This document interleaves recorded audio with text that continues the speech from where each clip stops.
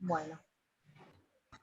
Bueno, a mí ya se me llenó la pantalla y soy un poco impaciente, así que si les parece, considerando que somos unos 20, 25 somos.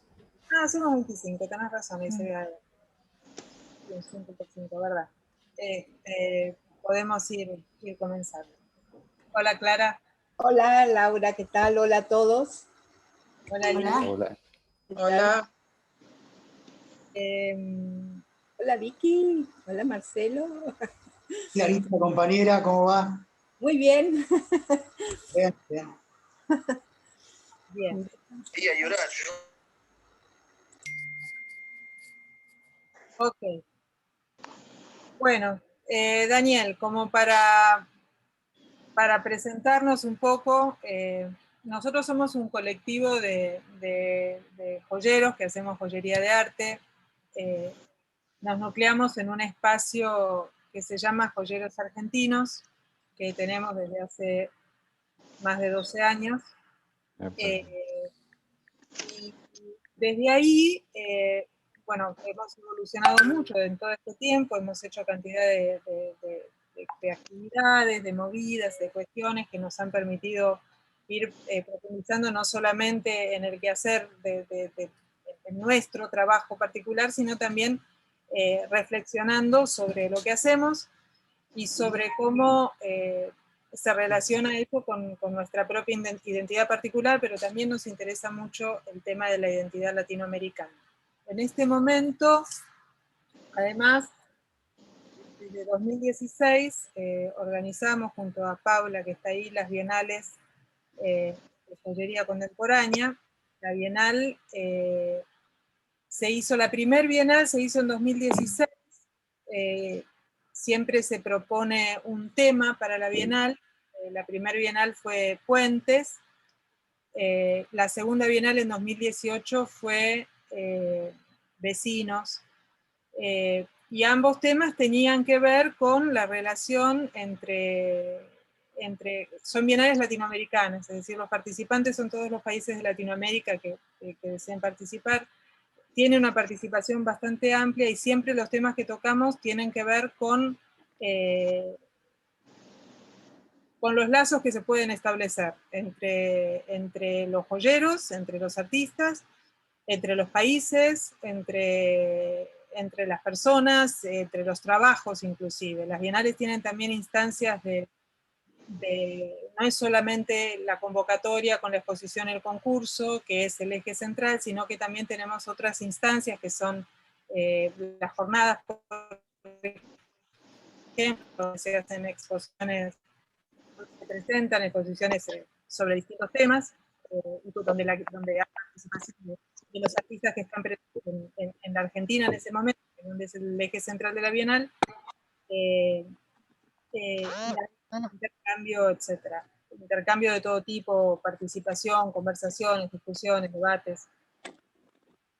Se hacen exposiciones también, cada grupo puede hacer su propuesta y presentar una exposición. Este año la vamos a hacer no solamente en el espacio físico, sino también en el espacio virtual,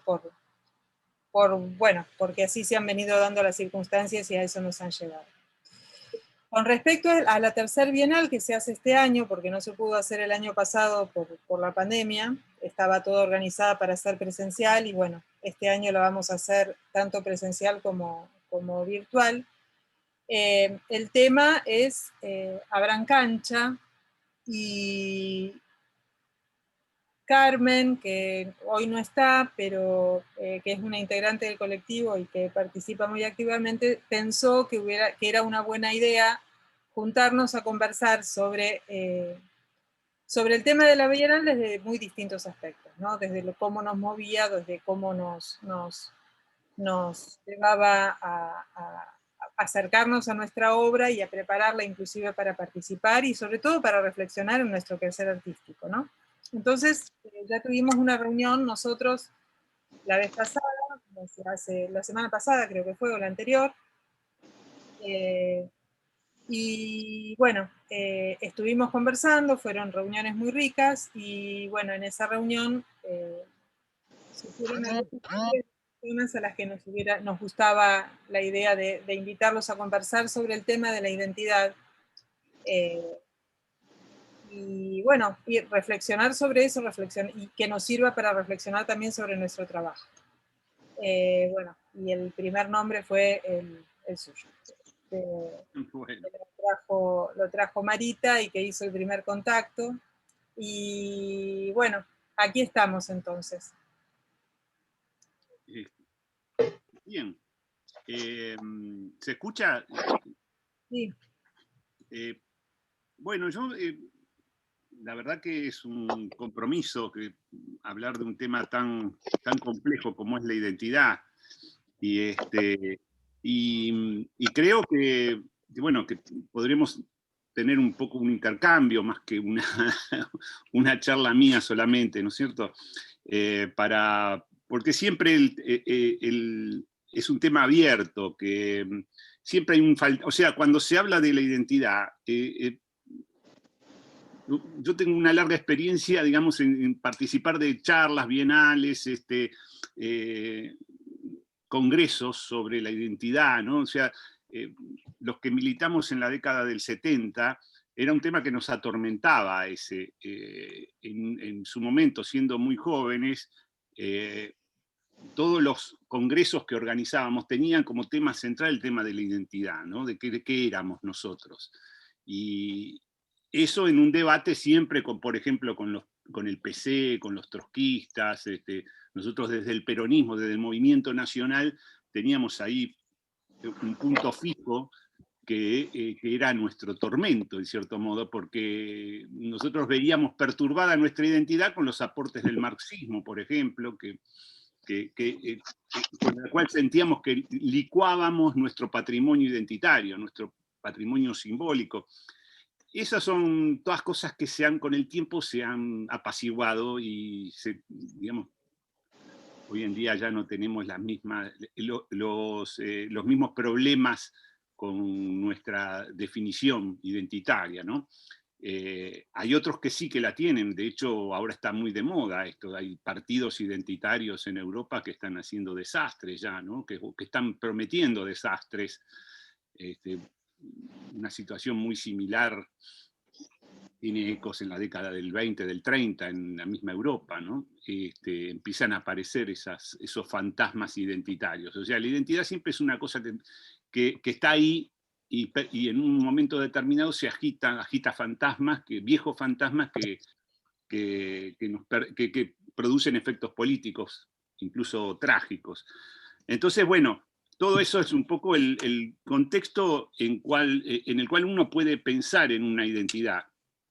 Siempre que se piensa en una identidad como una apertura hacia un vacío, esa es la identidad que con el tiempo la experiencia, ¿no? Y un poco la vida de cada uno entiende que es así. O sea, nunca está cerrada, nunca es posible acotarla a un determinado lugar, se derrama como un líquido, si se quiere, se abre, y si uno tiene fuente, o sea, si uno sabe, digamos, activar la fuente, el punto fontanal sería el punto de donde sale, y entonces ahí se derrama la identidad, y esa identidad contamina, si es capaz, si es vital, si tiene vida más allá del valor etnográfico que suelen tener muchas identidades petrificadas, ¿no? Identidades calcificadas, que ya no derraman. Entonces se convierten en una especie de joyas para el uso etnográfico.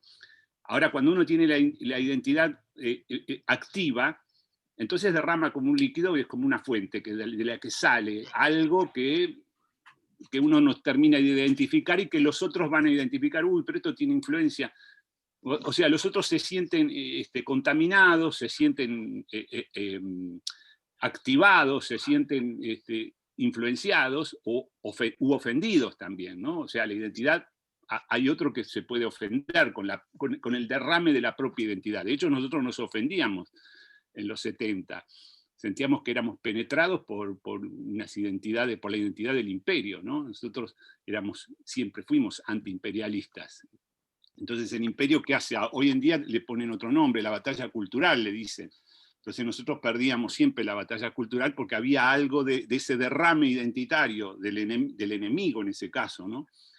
Del imperio que nos avasallaba. Entonces nosotros nos cubríamos con, qué sé yo, por ejemplo, los pueblos originarios, el gauchaje, o sea, cierto patrimonio identitario. Ok, me fijo. Beso grande. Había entendido que invadía, ya está. ¿Está? Entonces nosotros nos cubríamos, intentábamos con esas joyitas identitarias, ¿no? Que puede ser desde la cultura gauchesca hasta algunos pueblos originarios que nosotros tomábamos como parámetros, como nuestros parámetros identitarios. Que claro, no tenían la actividad y la capacidad de ser un punto fontanal, o sea, de ser una fuente que derrame, que done, digamos, ideas, que done paradigmas, o sea, que pueda producir cultura, digamos, ¿no? Entonces la batalla cultural siempre la perdíamos, siempre teníamos que cerrarnos. Y doy un ejemplo clarísimo, que el otro día hablábamos con algunos compañeros, de los cuales hoy en día hay motivos para avergonzarnos incluso, ¿no? La cuestión de Piazzolla, por ejemplo. Para nosotros Piazzolla ya era un trauma en sí mismo, ¿no? Porque claro, el tipo viene del tango, todo bárbaro, pero hace unos tangos de los cuales parece perderse la identidad tanguera. Entonces llega a lugares que son más próximos al jazz, más próximos a derrames identitarios extranjeros, si se quiere. Entonces esa extranjerización, otra palabra que ya no es tan fácil usar, ¿no? Nosotros usábamos con facilidad, eso es extranjerizante, decíamos. Piazzolla es extranjerizante, y lo rechazábamos por eso, ¿no? O sea, le oponíamos a Troilo, un disparate que Troilo nos hubiera matado. O sea, una tontería de no poder gustar, o sea, no poder disfrutar de algo que tiene que ver con una nueva identidad para el tango, que es lo que finalmente hizo Piazzolla, le otorgó una nueva identidad, que tiene que ver con toda la mochila, lleva toda la mochila simbólica del viejo tango, de los tangos originarios, pero le hace unos aportes impresionantes porque a Piazzolla es un gran artista. Y entonces esas son los avatares de una identidad que no se puede atrapar y no se puede congelar nunca. Siempre es mejor estar al lado de la fuente y estar atento a ver lo que sale de ahí. Y de ahí salen todas las sorpresas que uno pueda tener. O sea, el problema de la identidad está ligado a la creación y a los artistas. O sea, una identidad se consolida porque hay grandes artistas. Dentro de ese campo identitario hay grandes artistas. El tango es una gran identidad abierta porque siempre aparecen nuevos grandes artistas que la ponen viva, que la ponen en el presente, que hace que uno pueda, digamos, gustar de eso, ver que ahí hay algo, hay una novedad y al mismo tiempo hay un mensaje del pasado. Esas son las condiciones de la identidad, siempre que es novedosa. Eso es cuando está vivo. Si no, es un problema de la etnografía, que pasa mucho también, ¿cierto? O sea, ¿qué hacemos con las joyas, no sé, tehuelches, estando ahí en el Museo Etnográfico de acá de la calle Moreno, que es de la universidad? Bueno, tiene una gran colección de joyas, de platería, ¿no? Y bueno, uno dice, pienso, ¿no? Uno se imaginará, bueno, se puede trabajar con estas formas, esas cosas medio cuadradas, medio rectangulares, esos aros un poco rituales, no sé, serán rituales, y tomar de ahí alguna forma, alguna idea formal, que ya va a venir uno a decirnos, pero eso no es tehuelche, eso qué pasó ahí, ¿no? O sea, ahí hubo una especie de ofensa a la cultura tehuelche. Y entonces todas esas son, digamos, está en esa tradición de los conservadores de la identidad, los tipos que dicen, ojo con lo que vas a hacer, porque si no te salís del campo identitario que yo homologo, y que está, por lo tanto, está bastante cerrado. O sea, están los porteros de la identidad, los tipos que te van a decir, de hecho, pasa mucho, con el peronismo ni hablar. El peronismo, que es una vasta identidad abierta siempre, librado, ¿no?, un poco a su suerte también, y siempre tiene, bueno, vienen desesperados los porteros con su peronómetro a ver si este es realmente peronista. Hoy, salgo acá, en la esquina hay carteles pegados que dice Kicillof es peronista, ¿no?, por el tema del Partido Justicialista, ¿no? Entonces está el portero ahí que está desesperado pensando qué va a ser de nosotros, con un muchacho que viene con otra identidad. Claro, y seguramente el peronismo va a ser otra cosa, va a ser lo que va, más que lo que quiera, no sé, Guillermo Moreno, el peronismo va a ser lo que quiera esta chica, ¿cómo se llama? Esta chica jovencita que es, se me van los nombres, yo también, Ofelia. Ofelia Fernández, que es alguien que no... Bueno, el peronismo va a ser más lo que quiera Ofelia que lo que quiera Guillermo Moreno, inevitablemente por un problema biológico. O sea, ese es el avatar identitario. O sea, no vamos a poder saber qué va a ser el peronismo dentro de 20 años. Nadie lo puede saber. Y eso es lo maravilloso de la identidad, que quiere decir que está viva. Si no, ya sabemos cómo es la cultura tehuelche. La sabemos ahora, la vamos a saber con más precisión dentro de 20 años. En vez de desconocerla dentro de 20 años porque va a ser otra, la cultura tehuelche la vamos a conocer mucho más dentro de 20 años. ¿Por qué? Porque está muerta. Porque no da resultado, porque ya no es un punto fontanal de donde salga algo. Ahí lo que hay es cosas petrificadas, que son maravillosas, de las cuales sí se puede aprender y salir de ahí y tener eso, poner eso en la mochila y avanzar hacia algún lado. Pero ya no va a ser la cultura tehuelche. Es más, es muy probable que ofenda a los tehuelches algo hecho con la idea de los tehuelches. Es muy probable que los tehuelches te quieran matar si llegan a ver lo que vos hiciste dentro de 20 años con eso, con esa herencia simbólica. Y eso es maravilloso. O sea, ahí es donde se juega todo, que es en el espacio de la creación. O sea, el espacio creativo es ese hueco que uno abre y se toma toda la libertad para ofender, para transgredir, para ir en contra. O sea, nada está dicho, nada está establecido. Todo estaría, o sea, en eso hay varias cosas. Una frase de Rimbaud, ¿no? Yo soy otro. Yo es otro, la traducción del francés es medio complicada, pero yo es otro, digamos. O sea, nunca soy el mismo. De hecho, Rimbaud era el gran poeta, fue el gran poeta del siglo XX, de la modernidad, y enseguida, en 5 años, era un traficante de esclavos, comerciante, lo único que le interesaba era la guita y que decía que todo lo que había hecho antes había perdido el tiempo. Y lo que había hecho antes era inaugurar la poesía moderna. Eso es ser otro, realmente. ¿Y qué es otro que se volvió loco y ya no es? No, es otro y es el mismo Rimbaud, traficante de esclavo en vez de poeta. O sea, ahí nos puede llevar la vida, digamos, no lo vamos a juzgar a Rimbaud. A Rimbaud nos interesa porque es el gran poeta, no porque es el gran traficante de esclavos. Entonces, todas esas cosas de los manejos con la identidad siempre trae problemas. Cuando uno hace algo con una idea de otra cultura, de otra cosa y demás, siempre se convierte en una especie de posible enemigo, de hereje. O sea, las religiones tienen en su esencia la herejía. O sea, el tipo que se sale del dogma y es expulsado.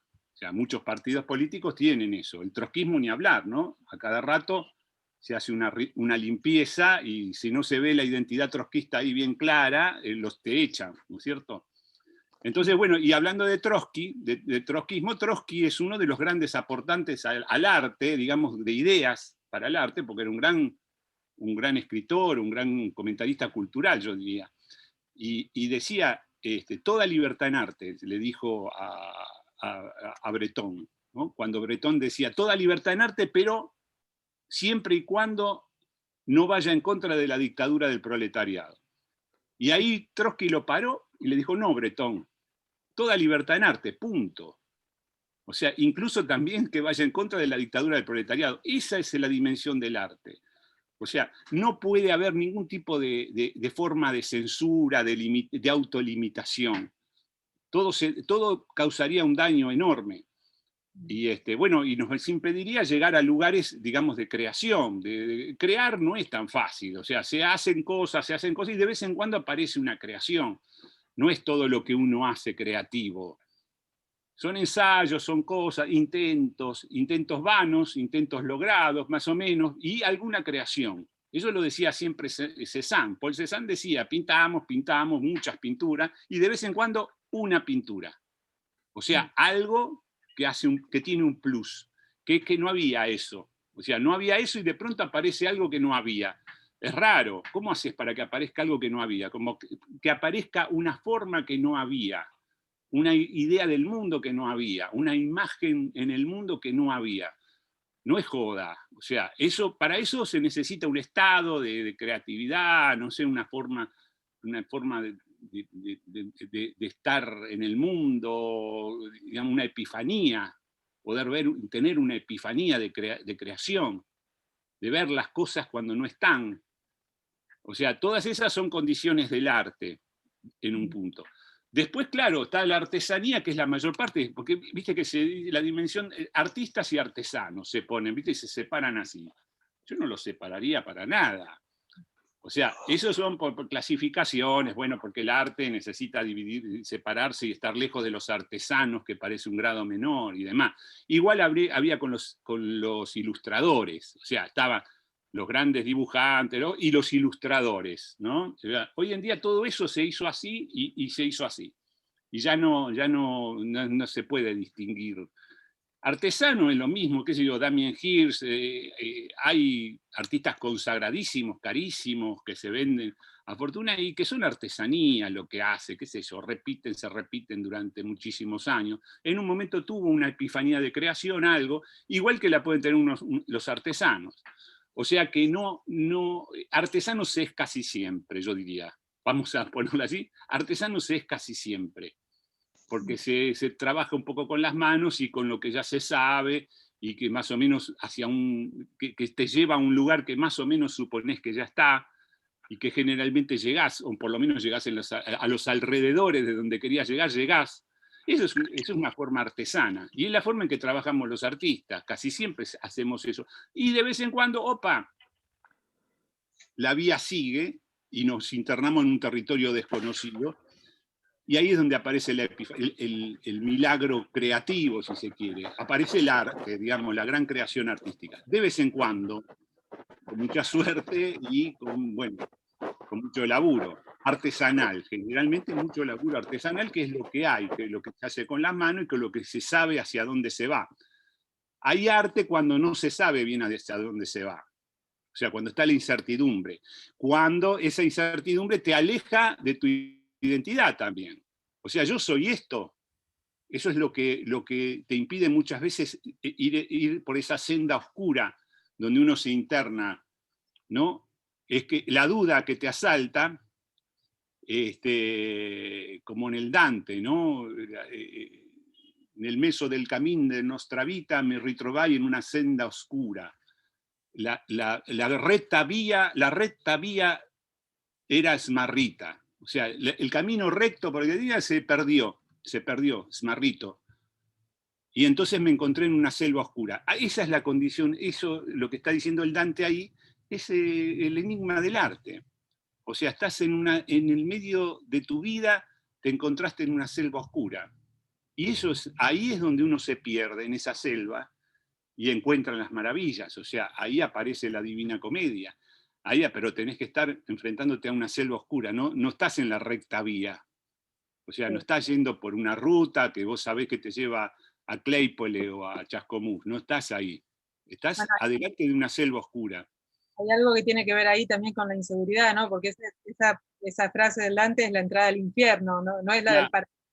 No, exactamente, ahí está, bueno, la usa para el infierno, claro, inaugura así con el infierno, porque después el paraíso es una consecuencia de haber pasado por todo un itinerario penoso, que es el padecimiento del arte, es ese, o sea, es penoso, no es no, viste, la autoayuda es mucho que ha hecho sus aportes, para mi gusto, un poco banales, ¿no? De decir, sí, claro, porque la arteterapia, ¿viste? Está todo bien, qué sé yo, si te querés, te sirve para calmar los nervios, pero no es eso.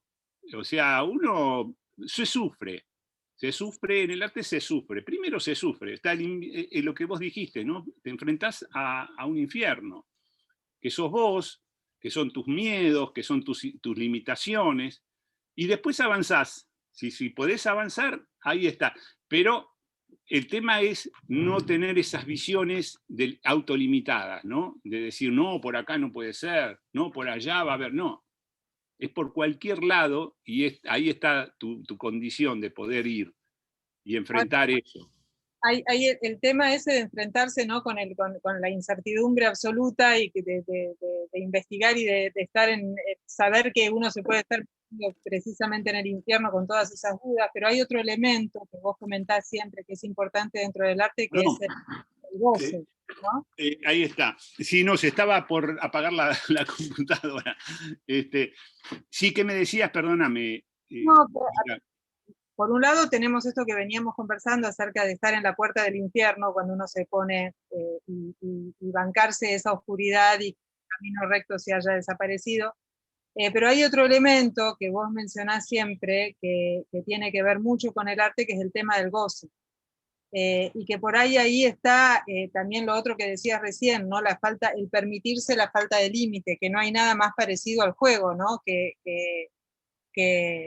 el arte por ahí.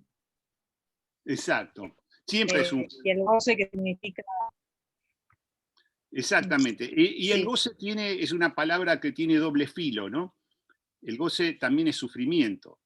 Hay un goce, ahí estaríamos más cerca de Lacan, ¿no? Pero hay un goce mortífero también. O sea, se goza de algo mortal. El goce tiene esa condición del desgaste, el goce sexual, ¿no? Todo eso. Pero hay también un lado de felicidad de plenitud, que es el peligro del goce siempre está ahí, ¿no? O sea, no es tan fácil el goce. Ese es el problema que todos tenemos, ¿no? Siempre hay vos traes ahí una palabra muy, muy ambigua, ¿viste? Entonces se goza del arte, y se goza porque se sufre también. O sea, ese es o sea, cuando uno está comprometido en una tarea artística, hay un gran padecimiento detrás de eso. O sea, no es, digamos, una enorme felicidad cuando uno tiene ese logro, y al mismo tiempo estás exponiéndote a todos esos peligros, si se quiere, todo lo que hay en esas amenazas que hay en esa selva, que es tu mente también. Es tus limitaciones, darte cuenta de quién sos. Darte cuenta de quién sos es un tema. Y en el arte, y como en la vida también, lo más relevante siempre es el otro. No es uno no está seguro de quién es, nunca, eso es mentira. ¿Qué vas a estar seguro? Esos son los identitarios, ¿viste? Los tipos que están más cerca de la locura. Un identitario, estoy hablando de un fascista, ¿no? De un tipo que cree que es lo que es. Ese es el tema del fascismo, ¿no es cierto? El alemán que cree que es alemán, y entonces todo lo que no es alemán va a ser repudiado, que se convierte en su enemigo, ¿no? En cambio, el alemán que tiene dudas de su identidad alemana y que continuamente le vienen turcos, le vienen cosas, y los asimila de alguna manera, y la alemanidad se pone ambigua, se pone en un contexto en que no es todo tan alemán. Digamos, eso sería el problema identitario de lo que ahora políticamente está muy de moda, ¿no es cierto? Que todos sí cierran porque vienen inmigrantes, vienen esos otros a contaminarnos. Nosotros, desde el punto de vista artístico, ustedes desde el punto de vista de la joyería, también seguramente trabajarán con los pueblos originarios y demás. Y entonces contaminan permanentemente. Como diría Kusch, usan la mugre acumulada de estos años, ¿no? La mugre de América de la que hablaba Kusch, que es un continente en ese sentido que construye barroco. El barroco es mugriento en el mejor sentido que se puede dar a la palabra, es decir, aportaciones, continuamente se le pegan cosas, ¿no? Es como pringoso, y todo lo que viene a estas cosas se pega, ¿no? Desde una tapita de Coca-Cola hasta las maravillas de plata que uno pueda encontrar de la joyería no sé, mapuche. Pero todo eso pegoteado es la mugre de América de la que hablaba Cuyo, o sea, una construcción que siempre es barroca, es aditiva, adiciona, nunca es purificadora. Las identitarias son siempre purificadoras, todo está de más. Todo está, vamos a ver qué es esto, no, me gustó esto, una tapita de Coca-Cola, y bueno, y me gustó, me la cuelgo, vemos, hagamos, algo podemos hacer, y acumulamos. Esa es el manifiesto antropófago de Oswald de Andrade, un gran escritor brasilero que hizo Macunaíma. Precisamente Macunaíma es una película que hay que ver y un libro que hay que leer. La película a mí me gusta mucho como está resuelta, ¿no? Que es sobre eso, es sobre la mugre de América, o sea, cómo nace esa cultura brasilera que es puro barroco apropiativo. O sea, es una cultura de apropiaciones. No es que construimos algo con la idea del barroco europeo, o sea, que es un estilo que viene desde un lugar y que está diseñado. No hay tal diseño previo. El barroco son adiciones, el barroco en el sentido latinoamericano. Y entonces ahí, por ejemplo, el carnaval brasilero es una cultura, es producto de una cultura de adición, de poder hacer antropofagia con todo lo que hay alrededor. Hay muchos fenómenos antropofágicos que son maravillosos en Latinoamérica. Si algo vive, si está viva la cultura latinoamericana, es porque hace antropofagia. Es porque adiciona y todo lo consume y lo puede metabolizar en una forma nueva. Ustedes ven, por ejemplo, los carnavales de Oruro, esas chicas, por acá salen algunos colectivos bolivianos que hacen su carnaval, y las chicas están vestidas como las paquitas de Yuya, ¿no? Tienen como esas charreteras, y son muy interesantes. Y uno dice, ¿de dónde viene esto? Esto parece medio yanqui, parece medio, ¿no? Tiene que ver con algunas cosas algunas cosas que vimos en películas norteamericanas y demás, y está todo apropiado. De pronto tienen ahí unas chapitas en los pies con los cuales hacen ruido, que antes serían semillas de algo y ahora son chapitas de Coca-Cola, ¿no? O de gaseosas. Y tienen un fin ritual ya muy alejado del comienzo, digamos. Ya ha habido unas múltiples pasos por distintas épocas y sobrevida. O sea, hay potencia ahí, entonces sobrevive, pero con materiales nuevos, en formas nuevas. Entonces, ¿de dónde salieron esas paquitas, esas chicas medios militarizadas, tienen una estética un poco militar? Entonces hay algo español ahí de los granaderos. Todo hay una mezcla que es muy difícil de descifrar. Sin embargo, hay algo boliviano ahí. O sea, hay algo que se impone. O sea, hay una potencia de la cultura, una potencia original que se sobrepone a todo. O sea, hay fuente, hay emisión de algo que hace que todo esto se arme un conjunto nuevo. O sea, la condición de tener una fuente es que hay creación, porque salen cosas, o sea, salen cosas nuevas. Y les recomiendo, si no los conocen, los cholets del Alto de La Paz son un evento cultural impresionante. Las bienales de arquitectura del mundo, la BBC hizo una super nota hace unos años, con una creación arquitectónica nueva que la hizo Freddy Mamani, que es un arquitecto del Alto, que era un albañil que estudió arquitectura, con el bienestar económico de Evo, de los primeros años incluso, empezaron a haber millonarios en el Alto. El Alto es una zona más pobre de La Paz, es como la Villa 31 más o menos. Bueno, ahí mismo se hacen casas de millones y millones de dólares. Y de pronto eso es un nuevo elemento, o sea, apareció una creación nueva que se llama cholet, que es como el chalet, pero de las cholas, porque las cholas ahí es la que están al mando de todo, ¿no? El gusto de las cholas es ese. En un reportaje que le hace la BBC le pregunta, ¿pero por qué hacen estas casas? Son casas de 7 pisos con una especie de chalecito, siempre el remate es un chalecito, una especie de la fantasía de una casita ideal, pero abajo es como un shopping. O sea, vidrio, colores rituales de las polleras transformados en cosas modernas tipo Casino de Las Vegas, o sea, luces al estilo de un Casino de Las Vegas, un salón de fiestas para más de 1000 personas, abajo, en 2 pisos, son familias ampliadas, una locura, son como templos impresionantes. Búsquenlo, Cholet, está ahí un montón en YouTube. Y, le preguntan a una chola, le preguntan, ¿por qué hacen esto? Y porque nos gusta, la mina dice así, porque nos gusta así a nosotros. Es tremendo eso, o sea, es algo que te deja paralizado. ¿Por qué hacen esto? Que es una locura, que es algo que no se entiende como casa, no se entiende. ¿Qué locura es esta? Porque nos gusta así.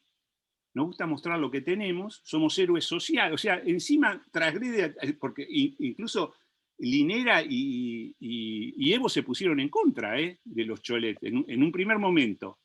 Pensaron que era un exceso de aburguesamiento, pero estos tienen plata y mirá dónde carajo la ponen.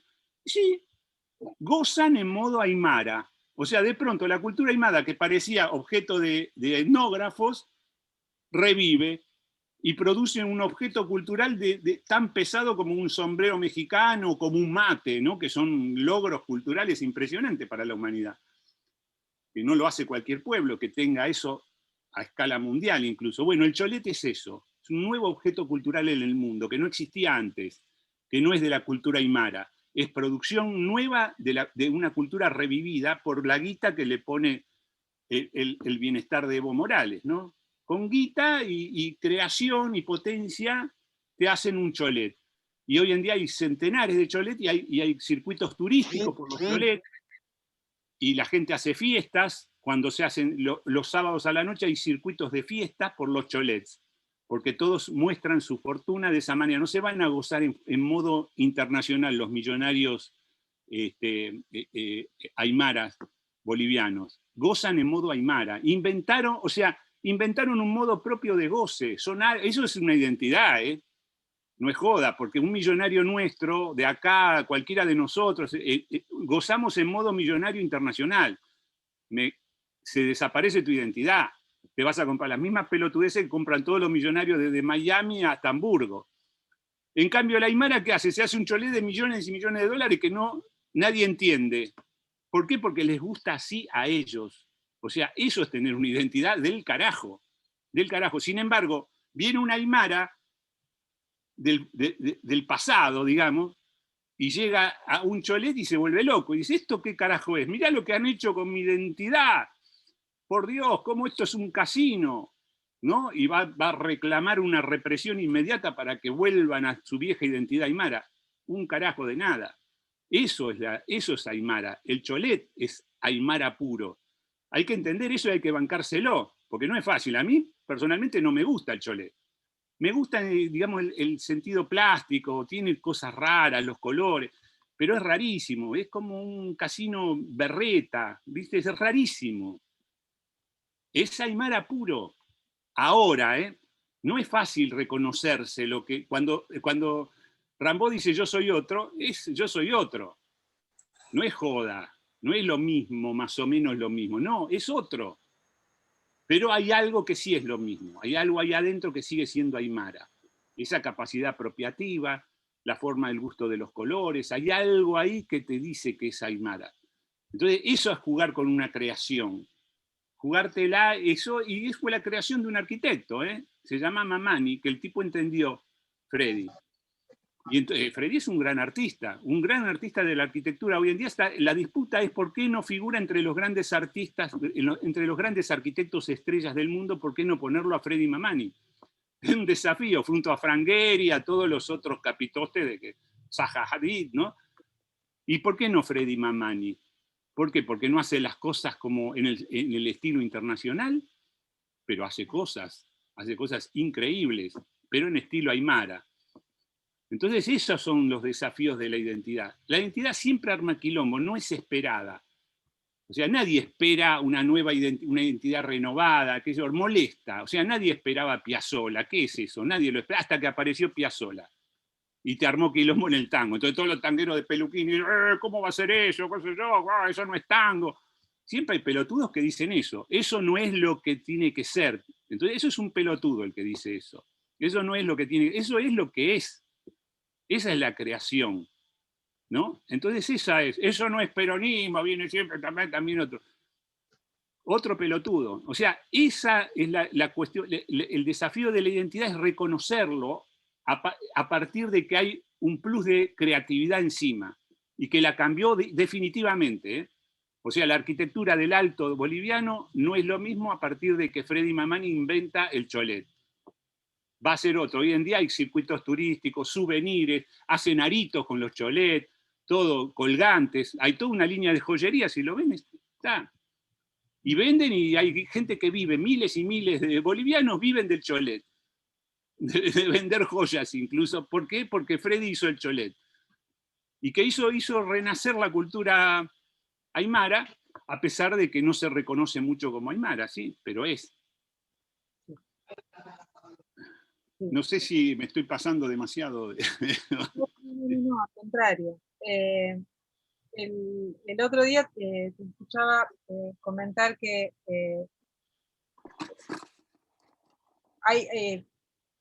dabas como ejemplo sobre sobre la apreciación de la identidad, o sobre qué es la identidad, lo que pasa en la Bienal de Venecia, y sobre el hecho de que Alemania, que tenía el espacio central y que no se preguntaba absolutamente nada, había estado ausente, que esa ausencia fue sumamente significante dentro de esa Bienal.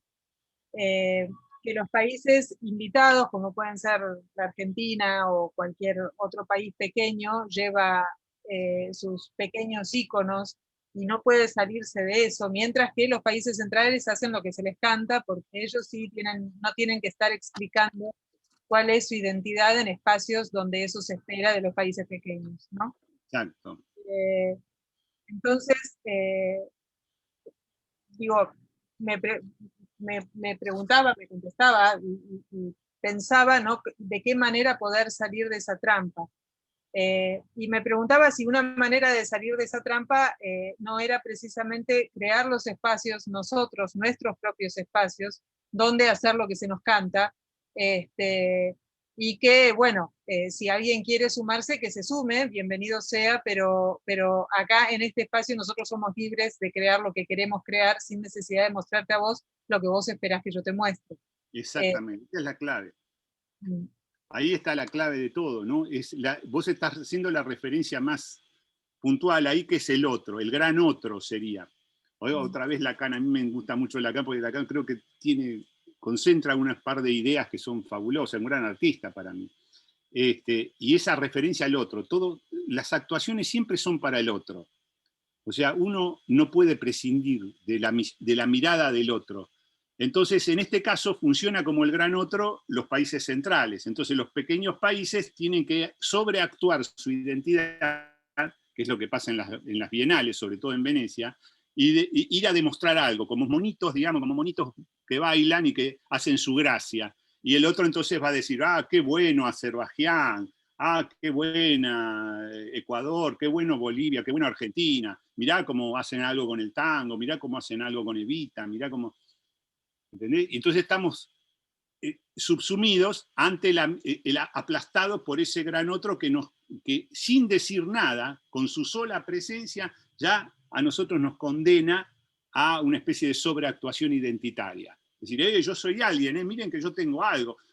Azerbaiyán dice, miren que yo tengo unas alfombritas, no les gustan las alfombritas mías. O sea, soy un pobre tipo indigente que lo único que tiene son dos pequeñas cositas para que el gran otro diga, wow, muy bien, te voy a comprar una alfombrita.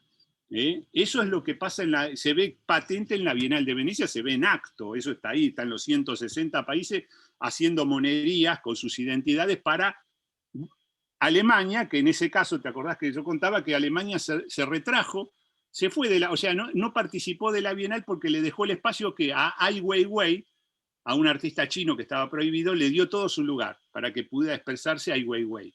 Y de esa manera Alemania se convirtió en el dios. O sea, la presencia de Alemania es por sustracción. O sea, porque no está presente de una manera absoluta. De lo único que se hablaba es que del gesto de Alemania. O sea, que renunció a tener una presencia. O sea, más presencia que esa, imposible. Ahí hay una paradoja ahí de Dostoyevsky, ¿no? O sea, si Dios no está, ¿no? Si Dios ha muerto. Y ese es el gran problema. Con las propias identidades, con no saber, digamos, no poder desplegarte lo que es. Entonces está muy bien, por eso se hizo la Bienal Sur. La Bienal Sur es una idea que yo un poco manejé con Josam y con Aníbal, para tener algún lugar propio donde convocar a todo el mundo, pero ser nosotros los que convocamos. No para actuar como el gran otro tampoco, sino para tener un diálogo de igual a igual, de no tener que demostrar nada. O sea, de crear con total libertad, de no estar atado a nuestras herencias, porque si Azerbaiyán no muestra alfombrita, desaparece Azerbaiyán. ¿Quién carajo es Azerbaiyán? O sea, si nosotros no demostramos algo del peronismo, algo del tango, que yo desaparecemos, ¿qué es eso? O sea, ¿por qué? ¿Por qué no puedo mostrar una cosa totalmente ajena a mi tradición, digamos, con la cual me miran a mí y me condenan a hacer eso, ¿no? O sea, una especialización identitaria parece que hubiera. Hay un lindo chiste que es bien psicoanalítico, ¿no? Por el tema de la relevancia del gran otro, que de última, esto lo decía Lacan, de última lo único que importa es la mirada del gran otro. O sea, de ese otro que nos va a sancionar y que nos va a decir qué bueno, qué malo, qué interesante, que nos va a reconocer. Que nosotros, cuando por ejemplo viene un turista, estamos apasionados, mostrándole, mira la avenida Alvear, que parece París, todas las boludeces que siempre se dicen en las guías turísticas, ¿no?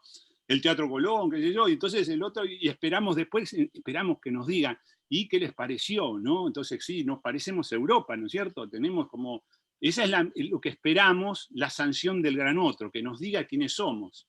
Entonces hay como una histeria ahí, ¿no? Decir, decime vos quién soy yo, ¿viste? Entonces el otro te dice, sí, sos muy bueno, sos muy casi europeo, sos como un europeo supernumerario, ¿no? O sea, no sos tanto, pero casi, ¿no? Entonces, con eso estamos satisfechos. Muchas veces quedamos satisfechos ahí, como, bueno, ratificamos que no somos tan latinoamericanos como los otros. Nosotros, dentro de todo, somos un poquito más europeos, nos corremos un poquito, ya no somos tan Latinoamérica como los bolivianos, los peruanos. Entonces, eso se llama tilinguería, ¿no? En lenguaje más político. La anécdota, lo que les decía es muy graciosa. Esperá que me acuerde. Un tipo se cree que es un grano de maíz. Tipo que está perturbado y se cree que es un grano de maíz.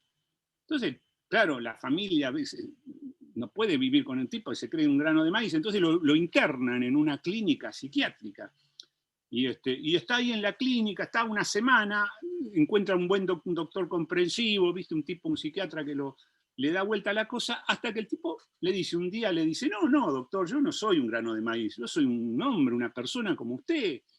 Yo me reconozco como una persona que no soy un grano de maíz, es un disparate, ¿cómo voy a ser un grano de maíz, doctor? Y entonces el doctor dice, bueno, macanudo, maestro, usted ya está curado, así que puede irse tranquilo, le abren la puerta de la clínica, se va el tipo. A los 5 minutos, tum, tum, tum, toca desesperado a los gritos, ¿no? Entonces lo abren y dicen, ¡ay, ábranme, déjenme pasar, ahí afuera hay una gallina gigante que me quiere comer!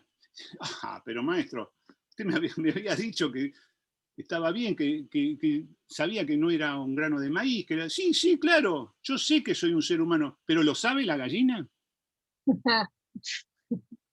Y ese es el problema. El problema no es lo que nosotros creemos que somos. Nosotros podemos creer cualquier cosa. El problema es lo que cree el otro que somos. Y ese es el que nos sanciona la identidad. La identidad siempre está en manos del otro. Por eso que es un tema tan delicado. Por eso que siempre la atesoramos y la cuidamos de que no se contamine y que no cambie. Que no se contamine y que no cambie. Me parece también en esto y en el chiste que estabas contando, que tiene que ver con la validación, ¿no? El otro está en manos del otro, pero también está en manos del otro porque nosotros aceptamos que esté en manos del otro. Tal cual. Entonces, por ahí, algo que se puede hacer, como se hace en Bienal Sur, es decir, bueno, la validación ya no digo, vos podés, estás bienvenido a mirar y a aceptar o no aceptar lo que vos quieras, pero la validación la vamos a tener nosotros en nuestras manos. Bueno, me gustaría contarte que algo de eso, y al principio quizás, no, nada, no le voy a poner ningún pero. Algo de eso es lo que venimos haciendo nosotros con la Bienal.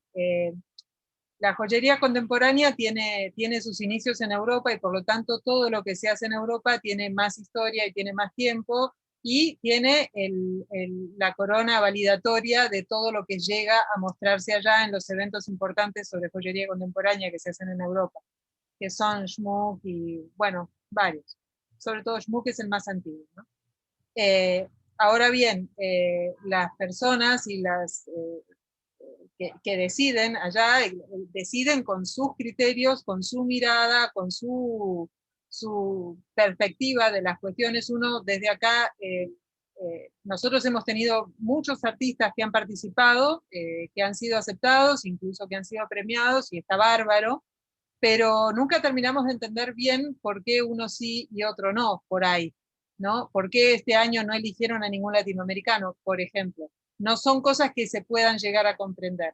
Y la idea nuestra de hacer la Bienal Latinoamericana tenía que ver, y tiene que ver, y tiene cada vez más que ver con mirarnos entre nosotros, porque pasaba que aquí en Buenos Aires no sabíamos qué era lo que se estaba haciendo en otros países en joyería de arte. Pasaba que entre nosotros no nos comunicábamos, pero sí todo el mundo mandaba a Europa. Y pasaba que cada vez que queríamos saber si lo que estábamos haciendo era bueno, se lo mostrábamos a alguien de afuera. Entonces, la idea de hacer la Bienal acá tenía que ver con eso, tenía que ver con cambiar el eje y con empezar a mirarnos entre nosotros y a validarnos entre nosotros, ¿no? Así que bueno, quería a propósito de todo esto que vos contabas, contarte eso, ¿no? Y bueno, el tema este de qué es lo que piensa el otro, cuando vos traes al otro como que limita, como que decide cuál es tu identidad, eso por un lado es así, pero por otro lado, a veces la mirada del otro nos ayuda también a ver en nosotros algo que nosotros no vemos. Es como importante también tener la mirada del otro, cualquier otro, sobre nuestro trabajo, no solo particular, sino también grupal o a grandes rasgos, ¿no? Claro, bueno, eso es la paradoja del otro, es que siempre va a estar.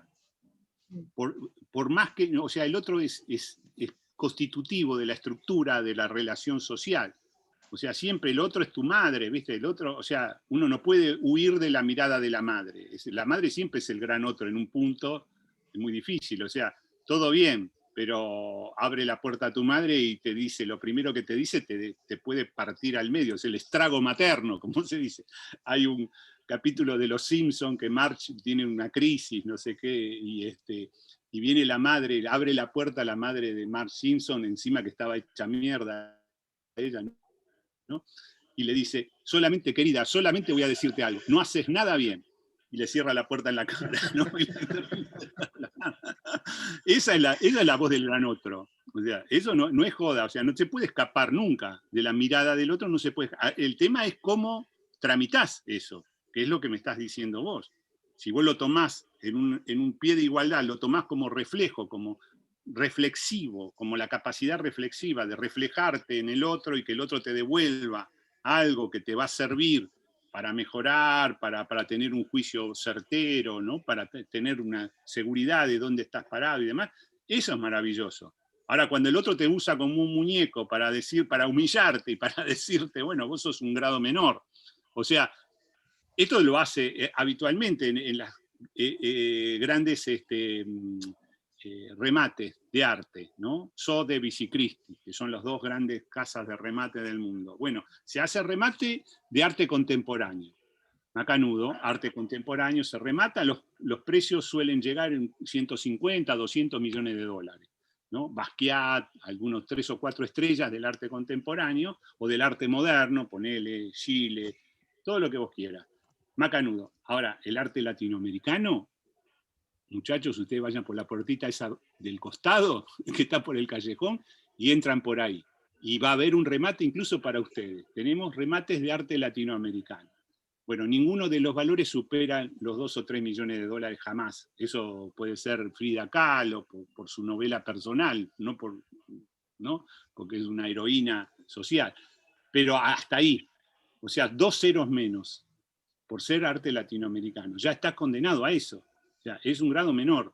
Es un arte menor, porque es latinoamericano. Ya el nombre lo ponen ellos. O sea, ¿por qué somos artistas latinoamericanos? ¿Por qué? Y ellos son artistas contemporáneos. O sea, nosotros no somos contemporáneos. O sea, es una denominación de ellos, una clasificación con lo cual nos condena a una clase B. Ellos son clase A, nosotros somos clase B. Eso es loco, y es así. Es así, funciona así. Eso es la humillación del granote, el otro funcionando como tu especie de control. Digamos, digamos que vos no puedas desbordar, tu fuente identitaria no desborde hacia ellos. Ellos desbordan, o sea, las influencias, el vector de influencia siempre viene de arriba para abajo. No va de abajo para arriba, no sube. Así porque no hay fuente, no hay nada para decir. Entonces ellos se encargan de descubrir algún artista valioso y lo sacan, así lo extraen, como Basquiat, ¿viste? Lo traen de Haití, lo ponen en Nueva York y lo hacen, ¿viste? Amigo de Warhol.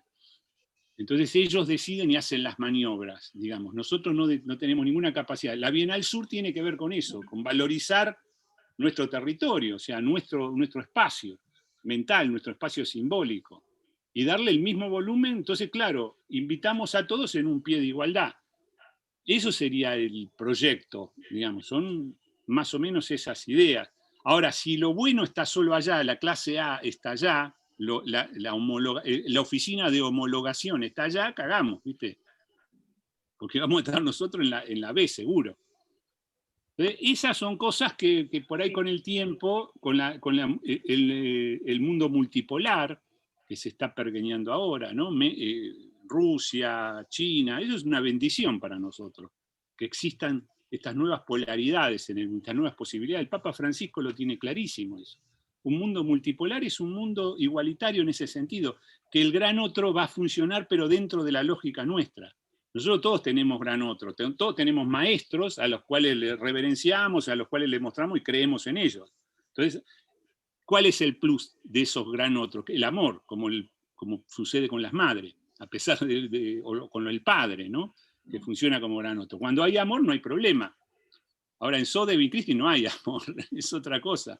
Hay negocio nada más. Entonces, que es la negación del amor. Entonces, precisamente, la clave de todo eso es que funcione, que el sistema funciona, pero con el amor metido adentro y las relaciones con esos otros son relaciones amorosas. Entonces, la multipolaridad lo que hace es licuar ese enorme gran otro salvaje, desamorado, que solamente busca extracción de plusvalía, como sea, en cualquier cosa que se le acerca. Una máquina codiciosa que te va a hacer mierda, ¿no? Desde el punto de vista, o sea, va a transgredir todos los parámetros con los cuales vos te querés mover. Entonces, el amor es lo único, en un sentido profundo, o sea, el amor. El amor es la falta, o sea, no hay preeminencia de los intereses. O sea, eso solamente entre pares, solamente entre los que trabajamos, entre los que hacemos arte o algo con las manualidades y demás, sabemos los padecimientos, sabemos las limitaciones, y entonces hay misericordia, un paso del amor que es la misericordia, saber que, bueno, el otro tiene estos problemas que son más o menos los míos, y así trabajamos. Y entonces esas relaciones con el otro se emparejan, no son tan desniveladas, tan salvajes, ¿no? que es el problema. El problema del arte ahora es ese. El arte hoy en día está en una crisis tremenda, tremenda. Hace años, hace 30, 40 años que no pasa nada en el arte, o sea, no pasa nada real.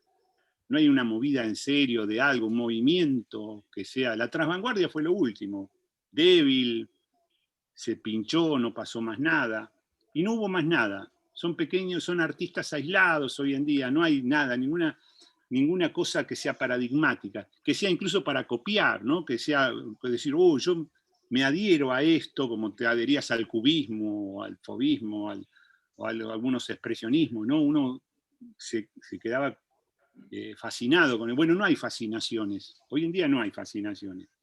No hay ni siquiera grandes maestros establecidos, son más bien históricos, ¿no? Baltus, sigue Hopper, sigue vigente, Freud, pero hace mucho que no hay paradigmas. Entonces, esto tiene que ver con el síntoma de un mundo multipolar, que empieza a haber grandes artistas en Rusia, en China, en todos lados, y empiezan a no estar absorbidos por, no sé, todo el paradigma de Nueva York, ¿viste?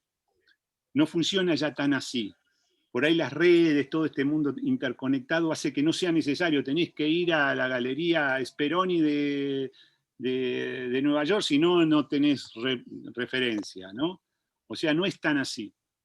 Hoy en día las cosas circulan de otra manera, entonces el mundo se vuelve multipolar. Ya no está en Manhattan, en 8 manzanas en Manhattan la cuestión, solamente no está ahí. Está en muchos lugares distintos, y eso es para nosotros maravilloso. O sea, de eso tenemos que aprovechar, porque entonces sí, estas bienales, como la de ustedes, como la Bienal Sur, solamente se pueden producir en un mundo muy interconectado y multipolar, que pueda ser reconocido. La Bienal Sur, qué sé yo, hoy en día está no sé en cuántas universidades de todo el mundo, de Tokio, de Madrid, de Nueva York, muchas universidades que adhieren y que entonces la Bienal se hace simultáneamente en millones de lugares del mundo, qué sé yo, como en 50 lugares. Hay Bienal Sur, o sea, está desmaterializada, no es el lugar a donde hay que ir, a Venecia, ahí que van todos los millonarios, y nos encontramos en Venecia. No, nos encontramos en todos los lugares, en distintas ocasiones del año incluso. O sea, se va haciendo durante todo el año. Eso es maravilloso, eso es la multipolaridad. Y entonces se disuelve ese gran otro terrible que se convierte en una especie de dictador del gusto, dictador de todo, ¿no? De lo que vale y de lo que no vale. Eso, ahí es cuando no hay amor, el gran otro es terrible, te arrasa, siempre te arrasa. O sea, vos no existís, vos no sos reconocido por mí, no vas a existir. Eso es la falta de amor, ¿no? Daniel, una pregunta. Entonces, yo siento un poco que lo que vos contás también está diciendo que o yo lo interpreto así, la identidad tiene bastante que ver con la hegemonía, ¿no? O sea, con la hegemonía de ese otro, como decís vos, y con la posibilidad de la libertad de los artistas, porque si bien crear requiere de una gran libertad, pero hay como un entorno que dice dónde están los reconocimientos, dónde están los premios, dónde está el dinero, en el fondo el capital, que es como en cierta manera lo que está siempre por debajo y decide quién va a ser el artista destacado, por decirlo así. Lo cual, en cierta manera, limita a mucha gente, porque hay que ser muy fuerte para no dejarse llevar por todo ese movimiento, ¿no? En la joyería pasa todo el tiempo, lo que decía Laura es así, digamos, y supongo que en el resto del arte pasa igual, ¿no? O sea, sí. Esta cuestión de los ejes fundamentales puestos por otros, digamos, ¿no? Sí. Expuse en Nueva York no es lo mismo que exponer acá en Berazategui. Eso desde ya, es verdad. Y eso es un tema que no tiene una solución, porque es real, está establecido así. Hay circuitos de homologación que son inevitables y que están establecidos precisamente. Es como, qué sé yo, el banco BBVU no es lo mismo que el banco de Carapachay, ¿viste? Entonces los capitales están en un lado y no están en otro. Y así el poder es ¿cómo se llama? Es rígido y no se puede inventar por fuera del circuito que ya está homologado. Ahora, lo que uno puede ser, porque esto es una dimensión artística, entonces no es todo valor, no es precio, no es plusvalía, digamos, no es la lógica del capital y de la mercancía. Hay una lógica artística. Si hay producción artística, o sea, fíjate, volviendo un ejemplo, por eso es un gran ejemplo, el Cholet no es producido por ninguna política artística del gobierno boliviano, al contrario, el gobierno boliviano no lo hubiera patrocinado en un principio. porque era un horror desde el punto de vista socialista. Y sin embargo surgió ahí de la nada, y de un tipo que era albañil y que se hizo arquitecto porque le gustaba, y es pura voluntad, arte, epifanías de algo, visiones, no sé, locura, todo lo que vos quieras. Apuesta de alguien que tenía 2 o 3 millones de dólares y que quiso hacer eso, deseo, mucho el deseo es gran, y de pronto se construyó algo, porque era un suelo fértil, toda la sociedad apoyó eso, y se convirtió en en la protección de ese deseo, y lo favoreció, entonces empezó a crecer. O sea, son fenómenos de identidad que generan fenómenos políticos, porque después incluso empieza la BBC de Londres a decir, ¿qué carajo hicieron acá en el culo del mundo, en este lugar? ¿Cómo hicieron algo que nosotros no pasó por nuestra oficina de homologación?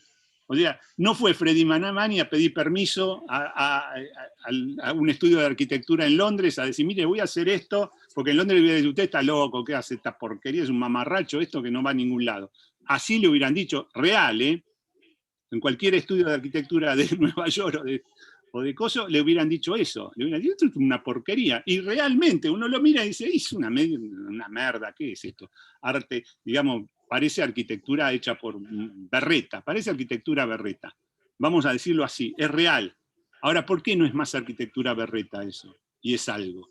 ¿Qué fenómeno, qué milagro hay ahí que algo que no tenía destino si pasaba por la oficina de homologación, porque no iba a pasar de ninguna manera, iba a ser, ¿viste? Le iban a hacer unas críticas feroces, imposible. Sin embargo, se convierte en un fenómeno arquitectónico que la BBC va y hace así, Freddy Mamani venía a hablar con nosotros y qué sé yo, ¿no? Y ¿qué pasó ahí? La voluntad, el deseo, esa chola diciendo, a mí me gusta así, mi casa me gusta así. O sea, la chola se cagó en todo diciendo, ¿cómo te gusta así? Te tiene que gustar como hace Frank Gehry, como hacen los grandes arquitectos internacionales. Así vos tenés 10 millones de dólares y te vas a gastar 7 millones en hacer una porquería así. Te están currando, le dirían en Nueva York. No, ella no se sintió currada, se sintió halagada. Porque tenía un deseo. Y Freddy lo cubrió porque tenía el mismo deseo. Y lo hicieron. Entonces, esos son los milagros. O sea, no sucede siempre, pero sucede alguna vez y entonces ahí atrás de eso tenemos que estar nosotros, construyendo algo, porque así se construye con deseo. Por eso que esta oportunidad de un mundo multipolar, cuando desaparece esa terrible cosa que está ahí, que es una oficina de homologación tremenda, que es la única que hay, abrir 20 oficinas de homologación. Una que esté en Kiev, la otra que esté en Beijing, en Shanghái y en la India. Y entonces vamos a ver, cuando hay 20 oficinas de homologación ya la cosa se pone de otra manera. Y entonces empieza a abrir. Entonces los paradigmas, ¿por qué no hay grandes artistas en la India?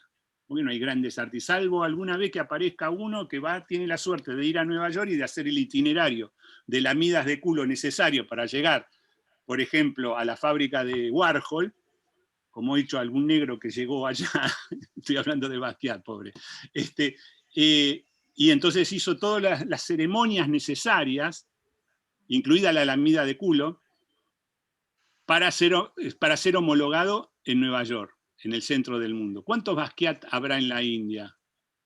1.200 millones, pero estoy seguro que hay centenares, o por lo menos 5 hay, seguro que habrá 5. No van a aparecer nunca porque no tienen la oportunidad de hacer el circuito de homologación. Entonces, el mundo multipolar le acerca esa posibilidad. La Bienal Sur sería un lugar que acerque esa posibilidad. Y entonces el arte se enriquece porque empieza a abrirse la mirada y empiezan a aparecer paradigmas de gente como, otra vez, es muy difícil ver el fenómeno cuando todavía no está consolidado y homologado. Es muy difícil ver a Freddy Mamani si no está con este contexto de triunfo absoluto de su invención. Si vos veías una construcción de un cholet solo, sin el brillo de cómo, digamos, la aventura que significa ser un cholet, simplemente veías el Cholet, lo despreciabas. Todo el mundo lo hubiera despreciado, no solo la oficina de homologación en Londres. Todo el mundo lo hubiera despreciado porque no es nada. Es algo a partir de que hay deseo y de que hay voluntad de que eso prospere. Y es algo y empieza a crecer, claro, y Freddy no paró. Fíjate los 200 y pico que tiene hechos, creo. Y la gente, acá hay uno, en Liniers hay uno. Un pequeño cholet, pero es cholet, copiadito un poco del alto. Algún boliviano que hizo buena guita acá, también se hizo su cholecito. O sea, contamina el mundo, va a contaminar de alguna manera, algo en el mundo aparece nuevo. Y es fruto de puro deseo. O sea, el tema está, la clave está ahí, en el deseo y la capacidad apropiativa, o sea, todas esas cosas, ¿no? Tiene que conectarse con un montón de cosas, pero el deseo es primordial, porque lo haces vivir. Al principio, Piazzolla, si lo hubieras agarrado de chiquito, digamos, de joven, cuando empezaba con su tango a brevar en otros lugares y demás, si lo hubiera agarrado alguien con una fuerte personalidad, hubiera dicho, no, usted está haciendo una porquería, usted no se dedique a esto, porque todo lo que está haciendo es una porquería que no sirve para nada. No hubiéramos tenido Piazzolla. Tuvimos la suerte de que Piazzolla supo andar por los lugares que sabía andar, un tipo muy despierto, muy inteligente y demás, y no lo pudo convencer ninguno de que eso que hacía era una mierda. Entonces apareció Piazzolla porque es deseo. Ahí estaba el deseo de Piazzolla de que eso tenía que ser algo. O sea, hay un empuje que transgrede las cosas. Hay un momento en que las cosas nunca son aceptadas. Nadie espera una novedad. Nadie esperaba el Guernica. Picasso lo pintó. Nadie esperaba el Guernica. Nadie espera nunca nada. Las cosas están y el mundo está bien como está. De pronto hay un forzamiento y aparece un Guernica, un Cholet. ¿Y de dónde carajo salieron? No sé, porque alguien quería hacerlo. Y esa voluntad es la que se sobrepone a todo, a todas las oficinas de homologación, a todo. O sea, me cago en todo, siempre el arte se caga en todo. No hay manera de hacer algo si no te cagás en algo. O sea, si no, no haces nada. Sos un chico disciplinado que va a hacer la cosa correcta y que es en el deber ser, ¿viste? Bien. Sí. Yo puedo seguir preguntando, pero me gustaría que participen los compañeros.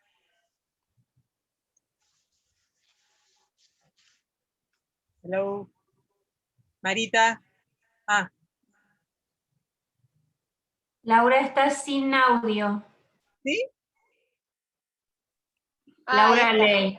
No, estaba viendo, bueno, porque Freddy Mamani yo lo conozco, soy arquitecta, así que lo conozco, pero además del deseo digamos, hay también una voluntad bueno, en este caso del profesional, de cumplir esos deseos. O sea, yo me acordaba un poco la película Playtime de Tati, donde, bueno, se muestra esa casa, creo que es Playtime, se muestra esa casa que es hipermoderna, pero hiper incómoda para los habitantes que la habitan. Bueno, es lo que hay que tener, entonces tengo la plata y tengo lo que hay que tener, más allá de lo que necesito. Bueno, nada, quería plantear eso. Está muy bien, Playtime es muy linda película, muy loca, ¿no? Esa casa que tiene unos ojos, incluso, ¿no? Es modernista y al mismo tiempo tiene una cosa misteriosa como de, ¿cómo se llama? Bueno, no me salen las palabras, pero que tiene esa capacidad de ser como una cosa, ¿no? O sea, al mismo tiempo de ser una vivienda es el control, ¿no? Una vivienda que lo controla, Tati, ¿no? Tiene ¿cómo se llama el personaje este que vive en esa casa? Y es cierto, la incomodidad y demás, ¿no? O sea, el arte moderno, esa es otra de las cuestiones. Ahí hay una linda, me traes un lindo tema que es la polémica entre Dalí y Le Corbusier, con el tema del arte moderno. En una cena, Dalí era un tipo que vivía en el presente absoluto, ¿no? Una figura de autopromoción. Por ahí no es el gran pintor, tiene aciertos muy grandes, como por ejemplo el sistema paranoico crítico de ver, de mirar, o sea, un tipo muy agudo con la mirada, y entonces tuvo algunos logros, muy desprestigiados desde el otro punto de vista comercial y demás. pero es interesante, la pintura y sus cosas y sus invenciones en este sentido. Entonces estaba en una cena en Nueva York, y Dalí estaba bárbaro. Dalí inventó el vidrierismo y la instalación, digamos, la instalación artística, en cierto modo, la inventa Dalí a partir de las vidrieras que hace para las grandes tiendas de Nueva York, en la década del 50. Y entonces en esa cena estaba sentado frente a Le Corbusier, que lo había tomado como némesis Dalí, entonces le daba con un caño. Entonces le dice a Le Corbusier que es un suizo purista, porque tiene que ver con la casa de Tati, ¿no? de la que hacías referencia a vos. Y entonces estaba la moda del racionalismo puro. Le Corbusier decía que la casa era una máquina para vivir. Esa es la metáfora que usan en la película, ¿no? Una máquina para vivir que parece que está viva, que es tremenda, ¿no? Y entonces Le Corbusier, le dice Dalí a Le Corbusier: usted, Le Corbusier, lo único que hace es arquitectura de autopunición. Arquitectura de autopunición. En cambio, mi amigo Gaudí, que Gaudí quiere decir goce, aparentemente tiene algunos de los significados de Gaudí en catalán es goce, gozador sería. Gaudí lo que hace, que era como o sea, decir Gaudí en la década del 50 de pleno racionalismo era como un horror, porque estaba totalmente desprestigiado Gaudí, era como un barroco insoportable, ¿no? Tiene que ver con el tema del cholet, del goce que ofrece el cholet, ¿no? Entonces, Dalí le dice: en cambio mi amigo Gaudí lo que hace son deseos solidificados, deseos en piedra, deseos solidificados. En cambio usted hace arquitectura de autopunición. Y tiene toda la razón. No sé si ustedes intentaron dormir una siesta en el silloncito famoso de Le Corbusier ese. Es tremendo, no tiene ni siquiera apoyabrazos, o sea, se te caen los brazos porque es muy angosto, no podés dormir. O sea, está para, no sé, para un psicoanalista por ahí, pero no podés descansar en ese, porque está hecho de tal manera, tan diseñado, que se olvida del deseo humano. O sea, es autopunitivo. Perdón, en realidad, además, es un diseño de una arquitecta mujer. Ah, sí.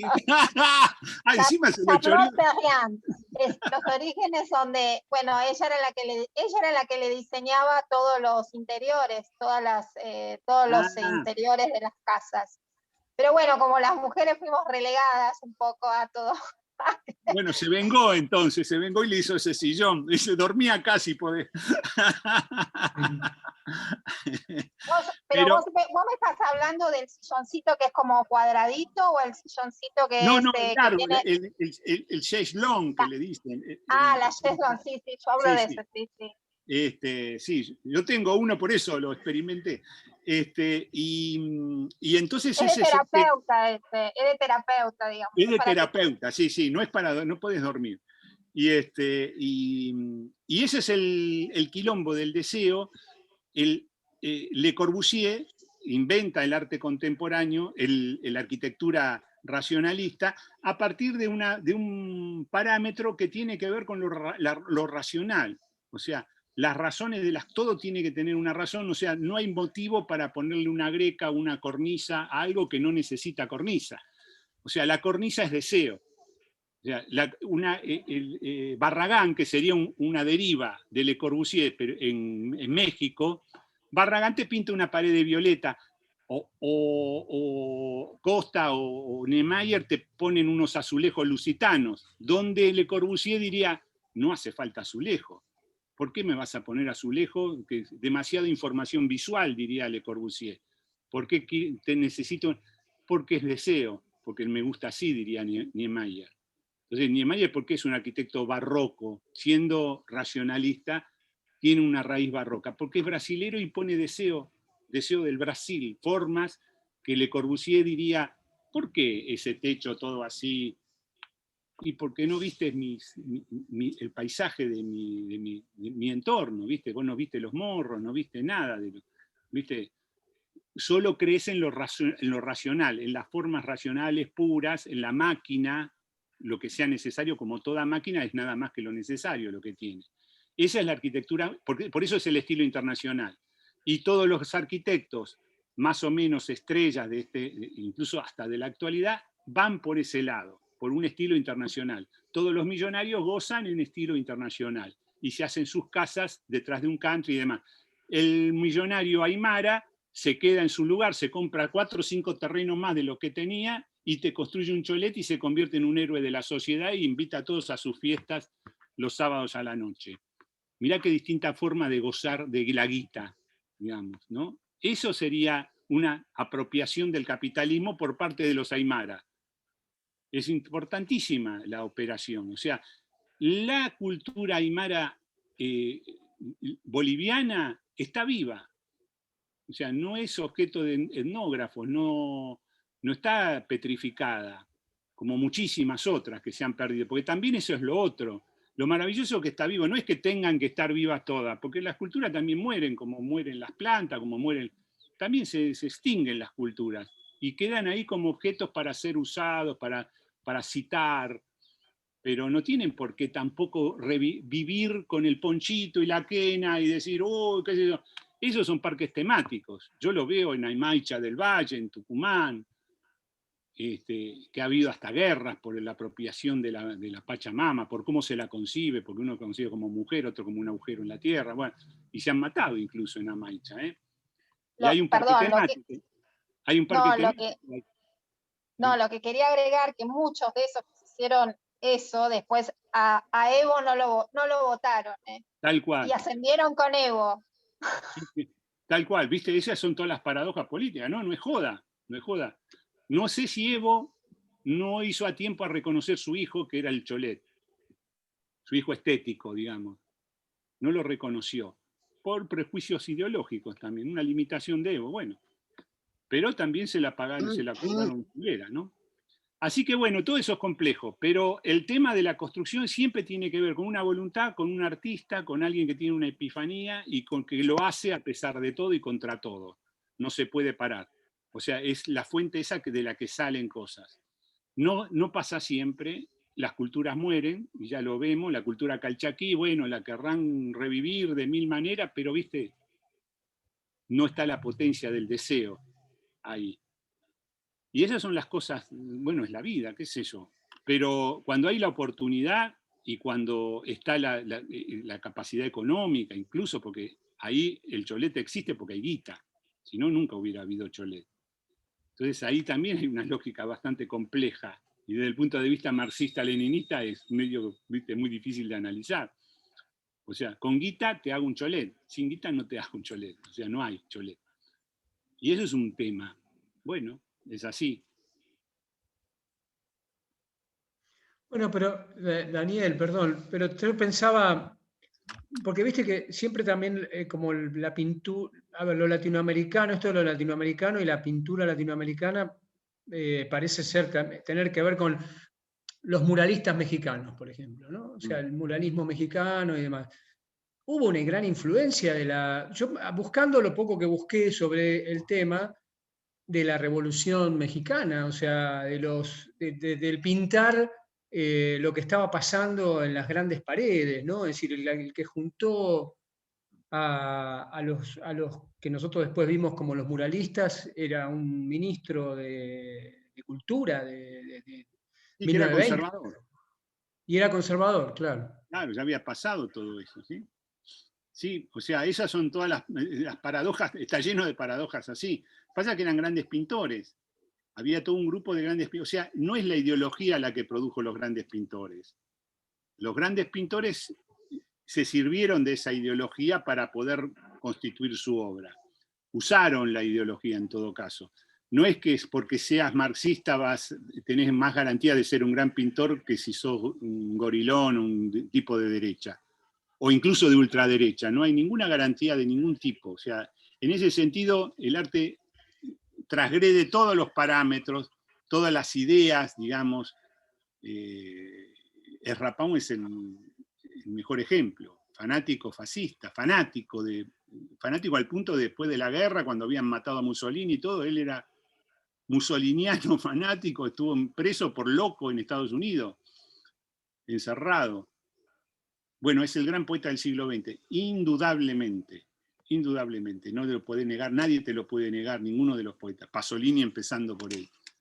Y eso pasa. Borges para mí es grande, en serio, más grande que Marechal, sin duda, más grande que Marechal, y que Cortázar también. Y a mí me gusta más, ¿no? Pero, y bueno, y que sea gorila, ¿y cuál es el problema? No hay, o sea, el mejor ejemplo de eso es un chiste que se cuenta mucho, muchos compañeros lo contaba el Negro Santana, pobre que falleció hace 3 días, un maestro en serio, el Negro Santana. Y en los 70 salía siempre Borges de su casa ahí de Maipú y Marcelo T. de Alvear iba al banco que estaba enfrente. Entonces siempre lo cruzaba, ya estaba muy ciego, y lo cruzaba a alguien que lo encontraba ahí en la esquina y lo agarraba el brazo y lo cruzaba a alguien. En un momento lo cruza, en la década del 70, lo cruza un militante montonero, ¿no? Tipo de esos bien constituidos como militante. Y entonces, viendo que es Borges, pretende una especie de amenaza velada, así, amable. En la mitad de la calle le dice, mire Borges que yo soy peronista. A ver si lo asustaba o algo. Y Borges le contesta, no se preocupe amigo, yo también soy ciego. Eso solamente un grande lo puede hacer. O sea, esa manipulación inmediata del lenguaje, esa vuelta, esos giros, eso es una cabeza grande, digamos, una cabeza de un artista. Se lo podemos perdonar solamente a Borges eso. Solo a Borges se lo perdonamos. Claro, Borges nos gana porque es un gran artista, está en otra sintonía, o sea, funciona en otra sintonía. No podemos agredirlo políticamente, pues es una pelotudez, porque es Borges. Entonces está fuera del alcance de los cañones, digamos, no lo tenemos a mano. Trasciende todo porque es un grande, es un gran artista. Entonces el arte no tiene mucho que ver, no hay garantías ideológicas en el arte, de ninguna manera.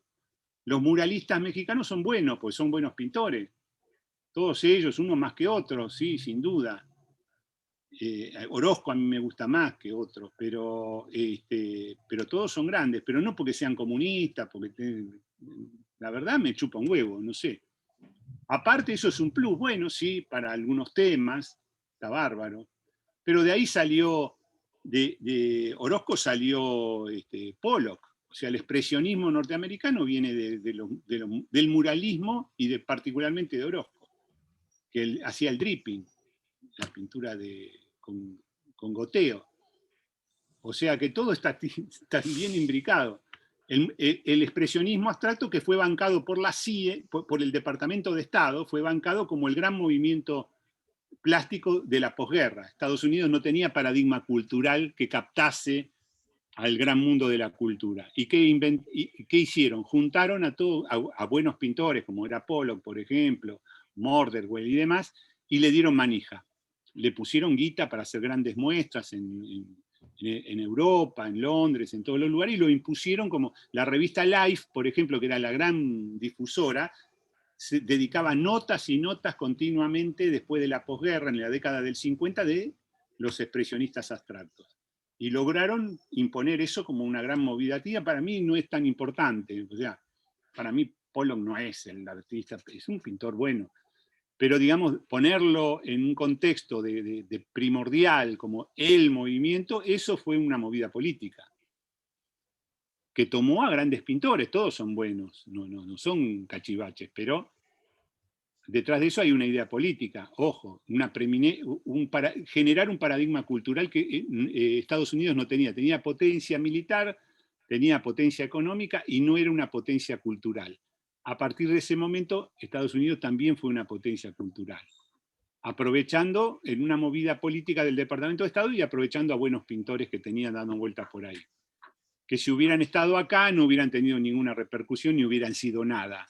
En Nueva York, de pronto con la guita fueron lo más importante del mundo. O sea, funciona así también.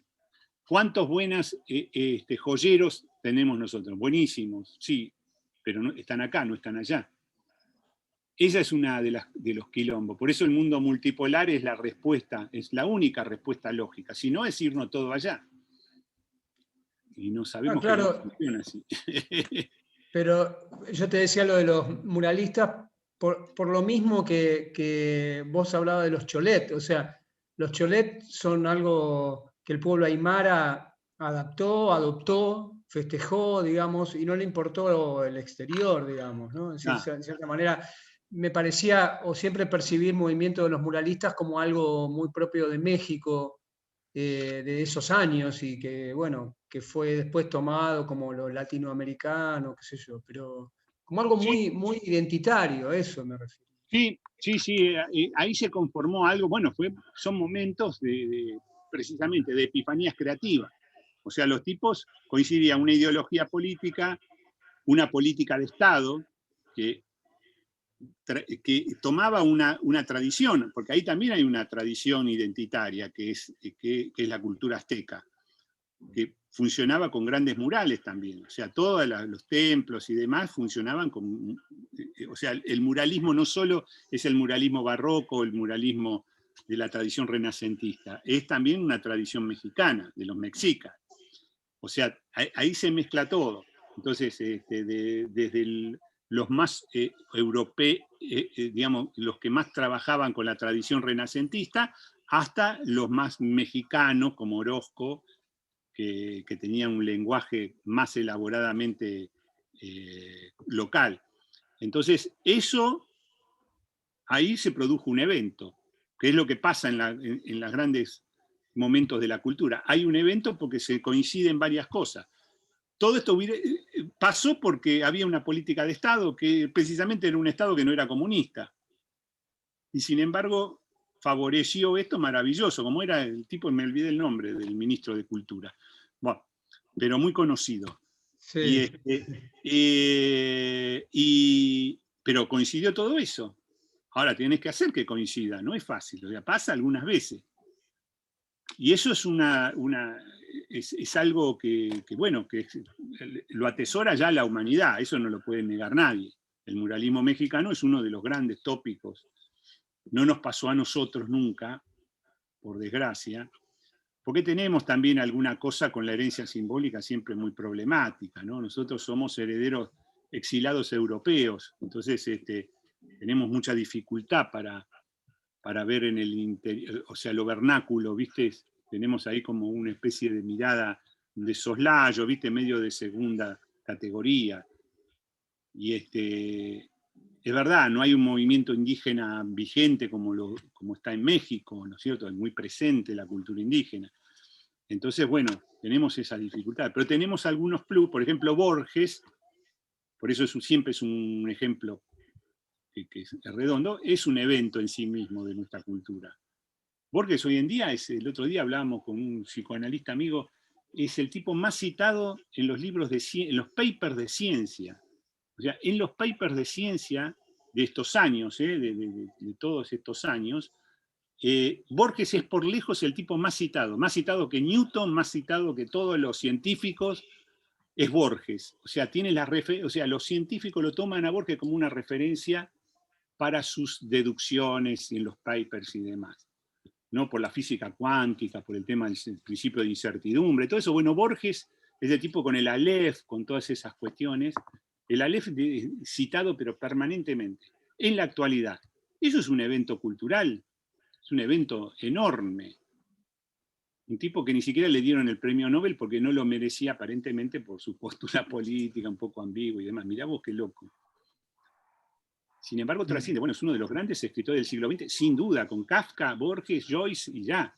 Ese trío es. Y bueno, es un evento nuestro. Y es así, o sea, sucede. No tiene que ver con la política, no tiene que ver con nada. Ahí hay que creer solo en la creatividad. El tipo vio la enciclopedia británica, le bastó para hacer una literatura universal, ¿no? Que era su ambición, hacer más allá de las miradas que tiene sobre el territorio, que es fantástico, un poema como Los Gauchos o el poema conjetural, sin embargo, es absolutamente universal, tan universal como el Dante o como Joyce. Entonces es nuestra identidad y al mismo tiempo es la identidad del mundo. Pero nunca se olvidó del territorio, siempre de ahí sale, ¿no? Una cosa que me parece interesante de lo que decís es que todo lo que escribió Borges lo escribió sin salir de acá. Ah, O sea, él lo que hizo fue primero escribir y después salir al mundo. No se tuvo que no se movió de acá para crear toda su obra. tal cual. Es así, no fue a escribir a Nueva York, a Londres, para que lo aceptara algún editor. Le bastó con MC acá, ¿no? Y desde acá lo empezaron a... Es increíble. Tal cual. ¿Sí? Tal cual. Todo el imaginario lo generó acá. A veces en estas cuestiones que estamos siempre pensando a dónde mirar, y tal vez lo que tenemos que hacer es sentarnos en un buen asiento, no sé si el asiento que antes hablaban, y tal vez mirar para todos lados, e incluso para mirar adentro de uno. Tal cual. Viajar y viajar. Y ahí viajar. Sí, sí. Es así. En vez de usar la silla de Le Corbusier, podemos usar la BKF, que es argentina. El BKF que está bárbaro. Ese sí que es cómodo, ¿eh? Ahí yo duermo una siesta. El BKF. A mí me resulta incómodo. Bueno. Pero es auténtico, mirá que hay mucho trucho, ¿eh? No, el mío es mío, de verdad, de verdad. De verdad, de verdad. Los truchos no. Bueno, la primera vez, o sea, el BKF es Bonet Purcha Mardoy. Claro. Tal cual. Por eso es BKF. Claro, y Bonet en español, ¿viste? O sea, que está todo muy... La primera vez que fui a Barcelona, que fui al Museo del Diseño, el argentino decía que era un diseño catalán. Ah, le decía así que hijo de puta. Bueno, es cierto, dicen que Bonet hizo casi todo. Dicen que Bonet hizo casi todo, pero bueno. Era el estudio.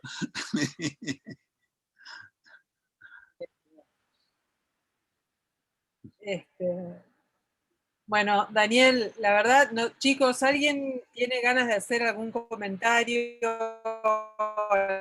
alguna inquietud, un aporte? No, muchas gracias. Yo creo que está en el trabajo de todos fortalecer el arte argentino y bueno, y gracias Daniel, porque la verdad que muy enriquecido, muy claro y muy de acá, muy nuestro, ¿no? Ya con el léxico, el lenguaje y toda la forma de expresión que también cuenta. Así que agradecido. Bueno, gracias a ustedes por escucharme. Un placer. La verdad que es un placer. Un placer. Bueno, igualmente. Súper interesante. Tengo como 3 hojas escritas.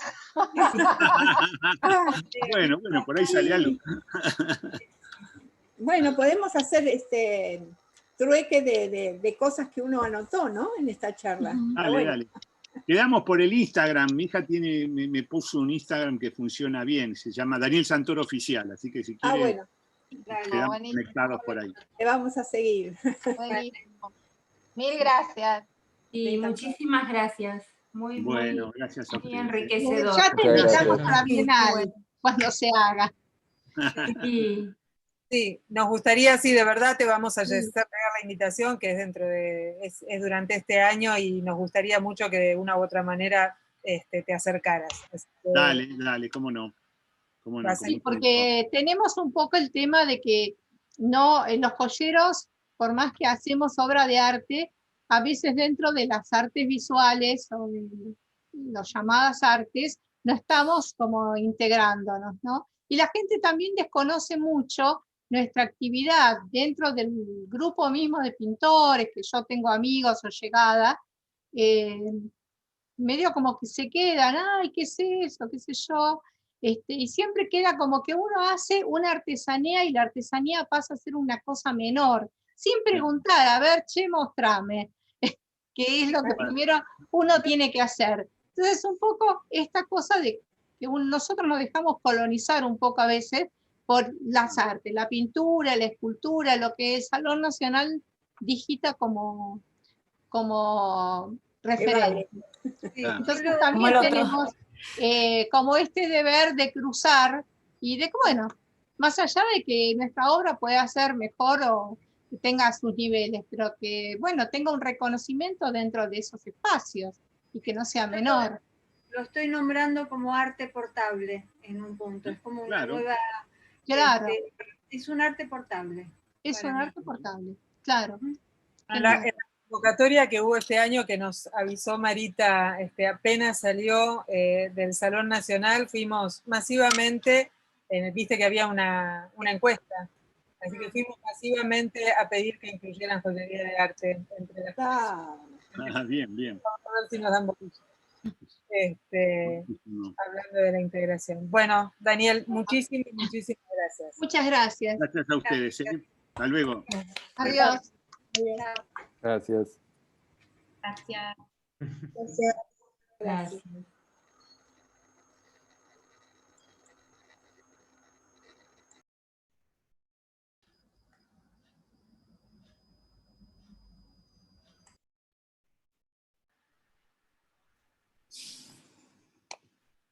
¿Quién apaga?